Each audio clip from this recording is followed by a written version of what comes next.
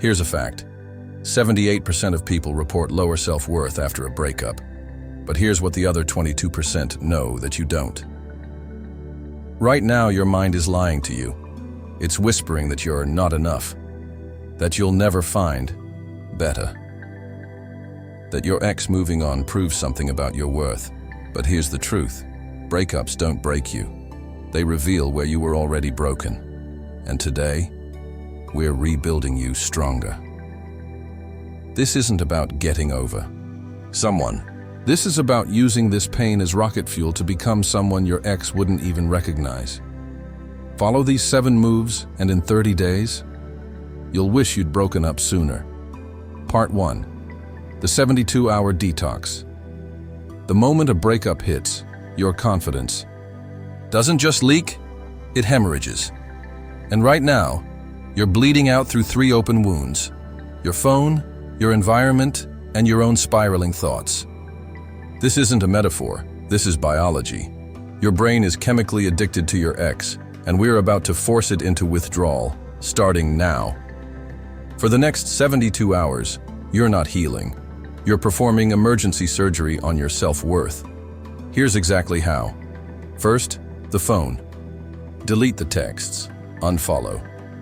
Not to move on, but because every time you see their name, your brain gets a hit of dopamine, like a gambler pulling a slot machine. You're not keeping memories, you're mainlining pain. Second, your space. That hoodie, that playlist, that coffee shop, burn it metaphorically, box it literally. Your nervous system can't detox while drowning in triggers. Third, and this is where women fail, you stop the mental reruns. Every time you catch yourself rewriting history, interrupt it with this. Does this thought rebuild me or ruin me? If it's not rebuilding, you eject it like a toxic passenger. This isn't about them. This is about resetting your baseline. Right now, your brain is a crime scene, and we're erasing the evidence of their fingerprints. By hour 72, the cravings will dull, the obsessive loops will shorten, and you'll realize something terrifyingly liberating. You weren't addicted to them. You were addicted to the version of yourself they made you believe you were. Set a timer. The countdown to your comeback starts now. Part 2. The Exile Your Ex Method. Your brain right now is a broken record, stuck replaying the same painful moments on loop. That last fight, the unanswered text, the way they looked at you. When it ended, this isn't grief. This is mental torture, and we're about to hijack the system. Every time you obsess over an ex, your brain isn't just remembering, it's reliving. Neural pathways light up like a Christmas tree, reinforcing the pain, as if it's happening right now. But here's the game changer. You can't stop thinking about them. But you can rewire how those thoughts burn. Enter the Exile method. Step 1. Name the lie. When a thought like, "I'll never find better," hijacks your mind, don't argue with it. Label it. Say out loud, "That's the addiction talking." Step 2. Starve the fantasy. Those imaginary convos where you win the breakup, they're mental junk food. Every time you slip into one, snap back with, "This isn't real." Step 3. The nuclear option. Make it ridiculous. Picture your ex as a clown. Hear their voice in baby talk. Your brain can't obsess over what it can't take seriously. This isn't avoidance. It's strategic disrespect to the thoughts stealing your peace. Within days, the emotional charge fades. The memories lose their fangs. And one day, you'll realize something shocking. You just spent 3 whole hours not thinking about them. That's when you know you're not moving on. You've already moved. Part 3. The evidence jar. Right now, your brain is lying to you. It's weaponizing your memories, erasing every proof of your worth, and rewriting history like a manipulative ex. You feel unlovable, unremarkable, replaceable. But feelings aren't facts. And today, we're going to war with receipts. Introducing the evidence jar. Your courtroom for self-worth. Every time your mind whispers, "You're nothing without them," This jar holds the physical counter-argument. Here's how it works. Find a container, a mason jar, a shoebox, it doesn't matter. Then start collecting proof you're still incredible. That handwritten thank you note from your coworker, in the jar. The screenshot of your best friend's text, "I'd be lost without you," in the jar. The gym progress photo, the Spotify playlist you made that got 50 saves, the Starbucks barista who remembers your order, every tiny objective reminder that the world still sees your light, even when you can't. Why does this work? Because grief is gaslighting. It makes you forget who you were before them. This jar is your alibi. On your worst days, when you're convinced you're worthless, you'll dump it out and physically hold the truth. You are loved. You are valued. You are not the empty shell this pain has convinced you are. Advanced move? Add future evidence. That yoga class you booked, the LinkedIn skill badge you earned, the random stranger who complimented your laugh. Treat them like forensic exhibits in the trial against your self-doubt. Because here's the verdict that changes everything. You were never the problem. You were the prize. And this jar? It's just the beginning of your appeal. Part 4. The 5-second glow-up rule.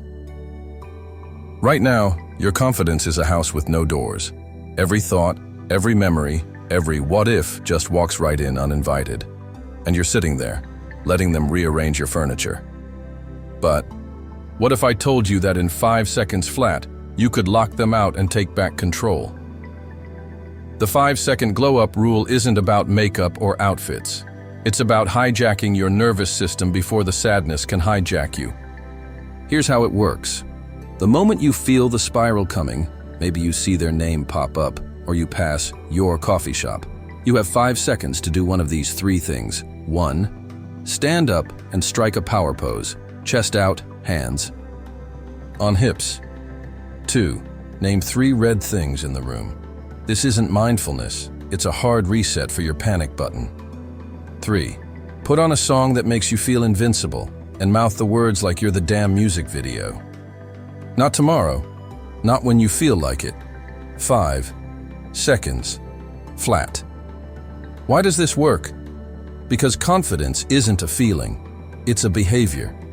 And every time you act unbroken, your brain gets one step closer to believing it.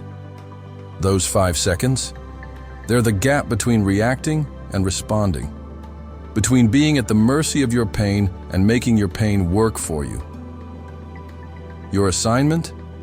For the next 48 hours, you're not allowed to sit in sadness for more than 5 seconds without physically changing your state. Cry if you need to, but do it standing up. Grieve if you must, but only while walking.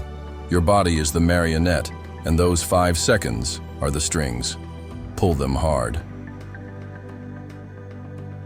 Part 5. The social proof surge. Let me tell you something brutally honest.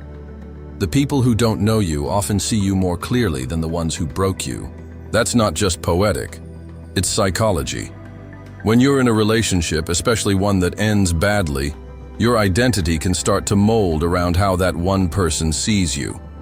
If they stopped appreciating you, stopped complimenting you, started ignoring you, you begin to internalize that treatment.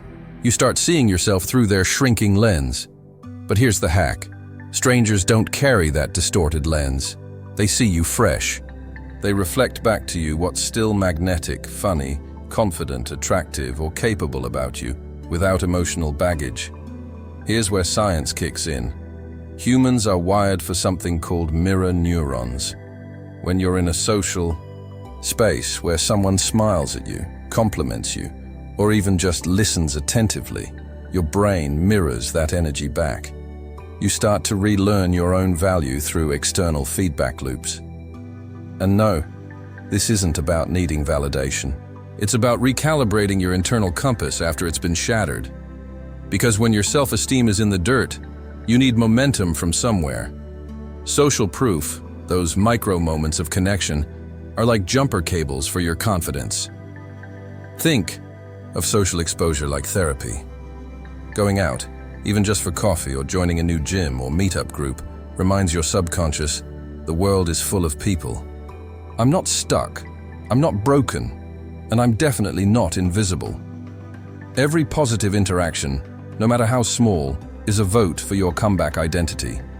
Not the heartbroken version of you, not the desperate one seeking closure, but the elevated version of you that rises quietly, that shows up clean, unfazed, and undeniably magnetic.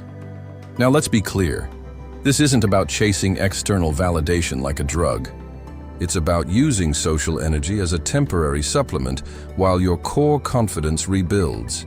You're not faking your worth, you're remembering it.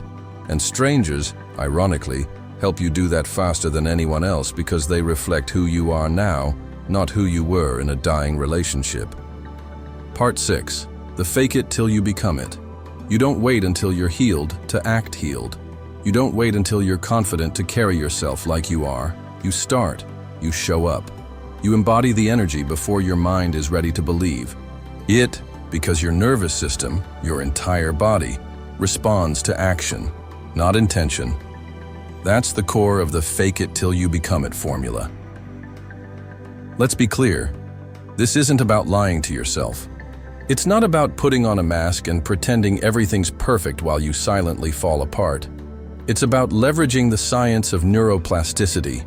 Your brain doesn't know the difference between real and rehearsed emotion.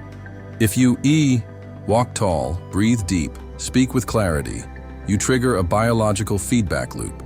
Your body tells your brain, I'm safe, I'm in control, I'm confident. And eventually, your brain starts to believe it.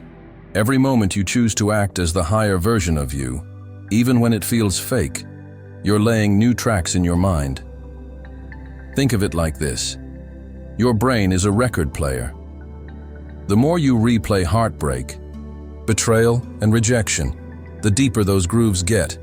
But every time you interrupt that loop and say, not today, today, I walk like I matter, you're scratching the old record.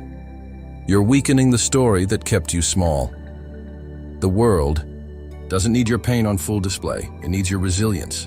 It needs your subtle rebellion against everything that tried to break you. So yes, put on the outfit that makes you feel powerful.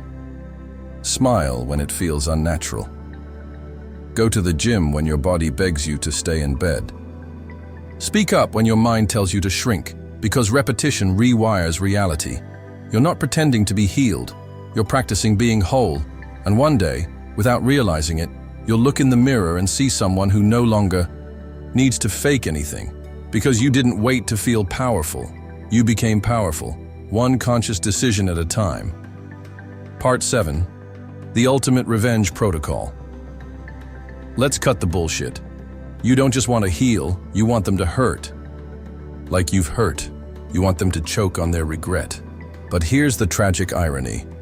The more you crave their suffering, the more you chain yourself to the past. So today, we're weaponizing indifference, the only revenge that doesn't cost you your soul. The ultimate revenge protocol isn't about blocking them or burning their stuff. It's about making your absence louder than their presence ever was. Here's how it works. Phase 1. Total blackout. No accidental stories, no mutual friend updates. You vanish so completely, they start wondering if you ever existed. Phase 2. The glow-up ambush. When you finally cross paths, and you will, you're unrecognizable. Not because of some dramatic makeover, but because your energy radiates, I've outgrown you. Phase 3. The kill switch. The moment they try to re-enter your life, and they will, you respond with polite, boring indifference. Hey stranger gets a hi with zero follow-up. A like on your post? Nothing. They'll hemorrhage ego trying to get a drop of your old emotional supply. This works because narcissists, avoidants, and even decent exes share one fatal flaw. They need to believe they were the prize. Your indifference? It's kryptonite. It forces them to rewrite history. Was I the problem? Did I mess up? While you're too busy living a life they can't even dream of being part of. Your final test? When their regret finally lands at your feet, and it will, you won't even feel like stomping on it. Because true revenge isn't making them suffer. It's realizing you no longer care enough to try. Here's what no one tells you about post-breakup. Confidence. It's not about feeling good again. It's about realizing your worth was never tied to them in the first place. That person didn't reject you. They rejected who they thought you were, and the version of you that's emerging. She terrifies them. Your final assignment. For the next 30 days, every time you miss them, do one thing that future you will thank you for. Gym, promotion, solo trip. Because soon, you'll face a hilarious dilemma. Their regret will arrive right when you no longer need it.